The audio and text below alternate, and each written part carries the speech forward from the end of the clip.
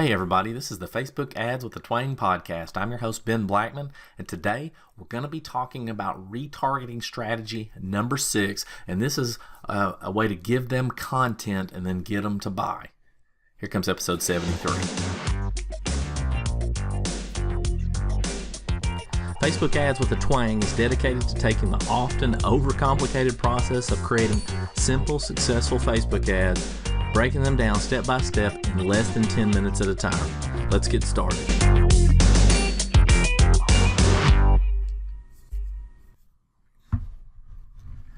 All right, welcome everybody to episode 73, and I'm just going to warn you ahead of time that this is a longer than 10-minute episode, I think. It should be if it's not.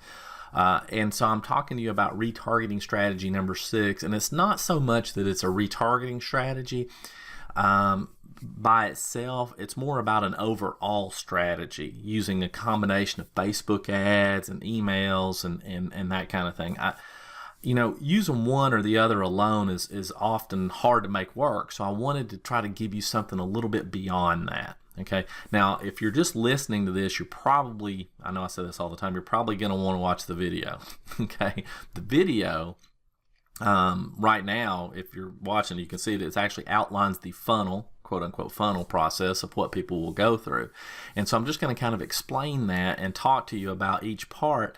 I've also created a cool little download. It's a cheat sheet on how to create and set up a mini training, just like I'm going to go over on the episode. So you'll go to onefocusmarketing.com/episode 73. That's a lowercase e, episode 73, and there should be a download link for the mini training cheat sheet that I have, retargeting strategy number 6.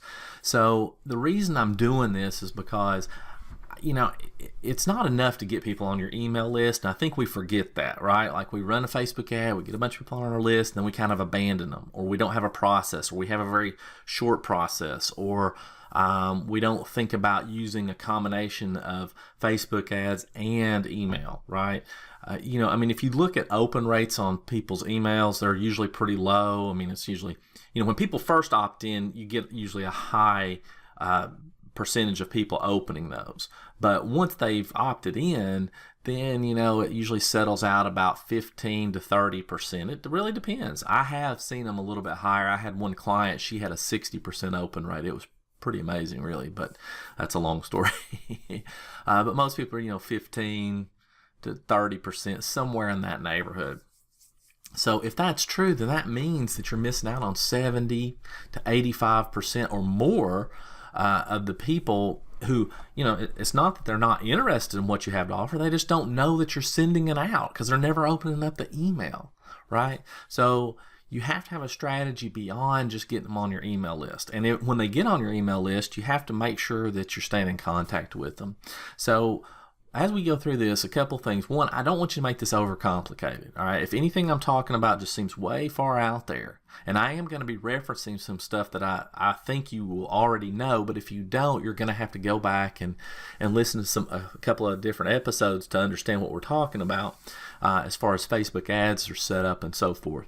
But I wanted to make this super valuable and keep it super simple, which is exactly what you should do using this strategy. Okay. Do not overcomplicate this. So let me just kind of tell you what I'm talking about. I'm talking about creating, and you can do whatever you want as the opt-in. I'm just throwing something out there at you that I think it's a really good process. And so it's like create a mini training, right? We're going to create a mini training where you're going to, what we call drip it out. In other words, send emails out each day with the training material inside the emails. So the training material could be as simple as a 5-minute video of you training, your ideal clients or customers on something, right?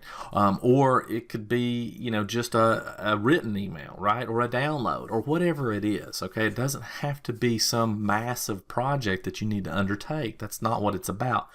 We often, me included, tend to give our clients and customers way too much information. Just like on this, I'm probably going to give y'all way too much.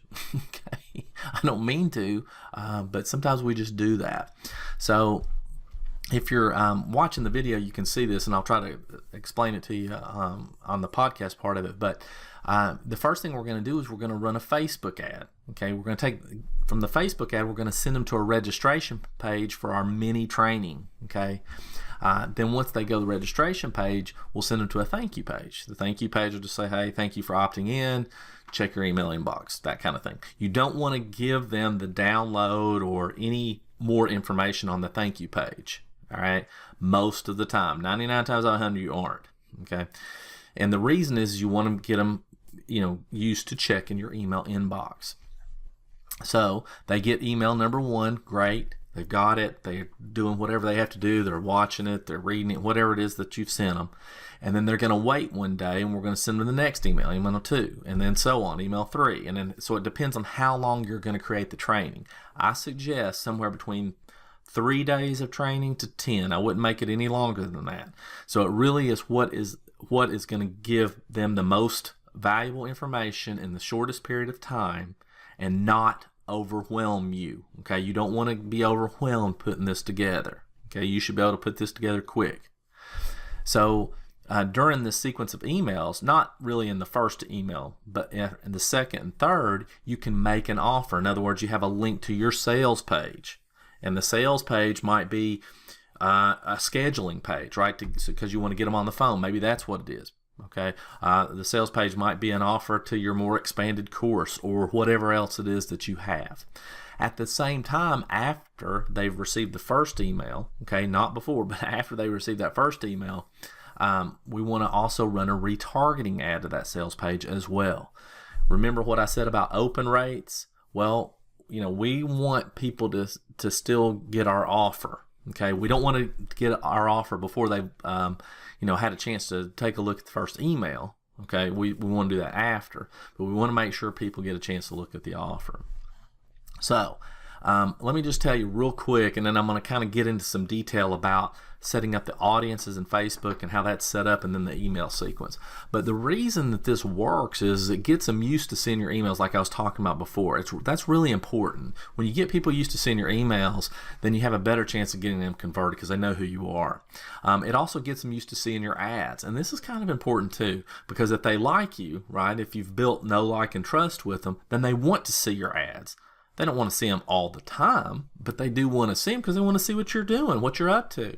They read your emails for a while, and then they went and did something else, and then they haven't opened them for a while, and they see an ad, and they're like, oh yeah, that happens to me all the time with Amy Porterfield. Okay, I love Amy Porterfield stuff, but for some reason, when I get emails, I just kind of have email blindness with that because I hate my email inbox. I just don't like it. But then I'll see an ad that she's doing. I'm like, oh yeah, I want to check that out. So it's the same thing. It's the same process. Also, what this does is it gives them value up front, right?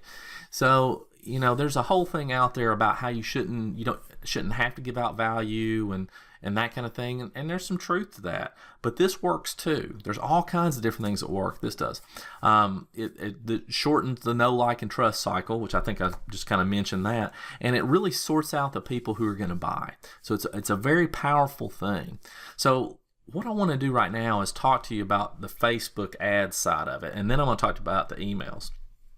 And really, you're just going to create 2 ads, okay, for this. Now, you can do more. Okay, I just don't want to overwhelm you with it. The first ad is going to be to your cold audience. Okay, so you're going to have to, set up your Facebook ads, and you can go through past episodes and listen to Facebook ads with a twang, and I tell you how to do all this stuff. All right, but you set up your cold audiences, and then you run an ad to them to get them to the mini training. Right, you can have a different opt-in if you want. I'm just using the mini trainings because it makes sense to me. So you send them to you send your cold audience to the mini training. The other ad that you're going to create is the retargeting ad, okay, to the people who you're going to send to the sales page. So when you go into your asset library in the ads manager, you're going to click create an audience. There's a blue button in there, and then there's a custom audience, and we want website traffic. Now you can do it another way, but this is the way we're doing it for now. When you do that, you're going to select whatever event you're using to get people to register for the training. Okay, so in most cases I use lead. And again, I talk about this on other episodes. The event part is when the cold audience opted in, we wanted the Facebook pixel to tell Facebook, hey, this person opted in. Count that as a lead. Okay, so when we do that, then we can go back in and create this custom audience and tell Facebook, hey, everybody who got listed as a lead, please put them into their own audience so we can send a Facebook ad to them by them, not individually, but as a group. So what I would want is that anybody who opted in, okay, to the mini training in the last, say, 5 days. I'm not going to go out further than that for this particular thing that we're doing right here, okay?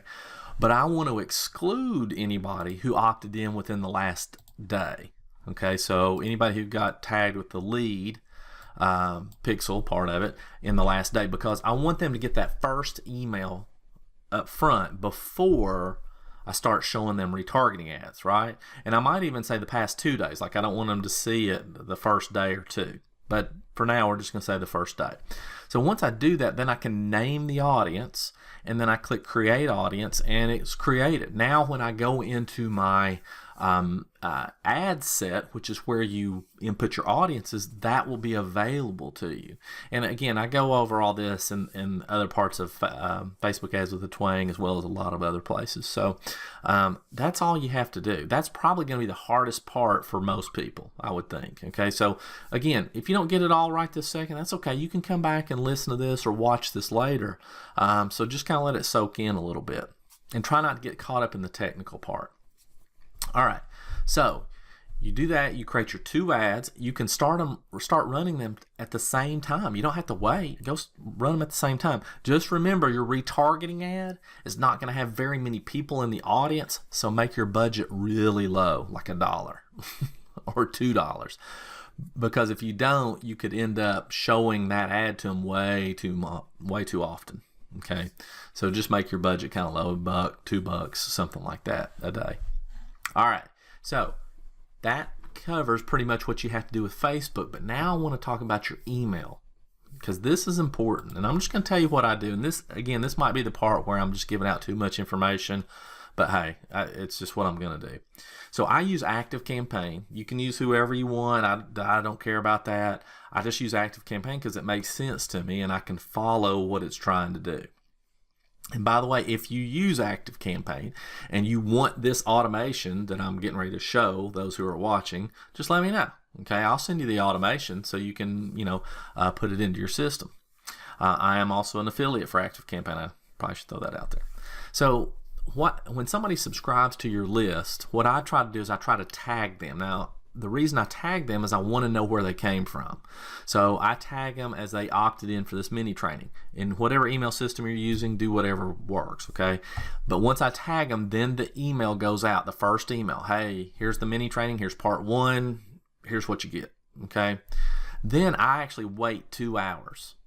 Okay, I have the system wait 2 hours and identify whether or not they opened that first email. If they did not open that first email in 2 hours, then I send them another email. Okay, I send them another one saying, hey, did you really want this? I mean, if you don't want it, that's okay. I just want to know. Then I wait 1 day. If they don't open either the first email or that second email in the first day, then I tag them as a disengaged person. I wait 7 days. If they still don't open it, then I unsubscribe them from my email list. Just that simple. I just don't want them on my email list if they're not going to open stuff. I mean, there's no point in it. That just hurts deliverability. It doesn't help anything at all. Okay, so I get them out of there. I prefer a much smaller engaged list than a much larger non-engaged list. Okay, so but the people who do open that first email, then they go down a different path where the system will wait for 1 day, it'll send out email 2, it'll wait for another day and send out email 3. If you have a 10-day period, you keep going down the line until you have 10 10 days, right? And that's what I do. That's how I set it up. It's just that simple. It doesn't have to be any more complicated than that. You can actually take out some of these steps I've told you. You don't have to send out that second email if they didn't open the first one. I just do that. Okay, that's what I think works best. But if it's too complicated for you, it's okay. Back that out.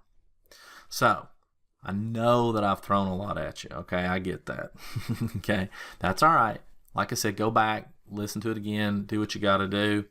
Download the cheat sheet. Just go to onefocusmarketing.com/episode 73. Download the cheat sheet. That'll help quite a bit, okay? You do have to opt in for that, just so you know, okay? But if you do download it, I am not sending out an email. It is on the thank you page. I know I told you not to use the thank you page, but I am for this for a different reason.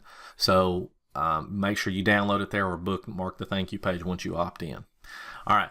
These are the kind of things that I love going over and talking about, especially in my Marketing with the Twang membership. Come check that out. Again, it's a $1 trial over there, marketingwiththetwang.com. And, you know, I give you, well, you just have to go check it out. I'm not going to tell you all of it, but it's worth it. So that's it for episode 73. I hope this was a good one for you. I know I went over quite a bit, but hey, sometimes that's going to happen. And I will talk to you guys on episode 74. See ya.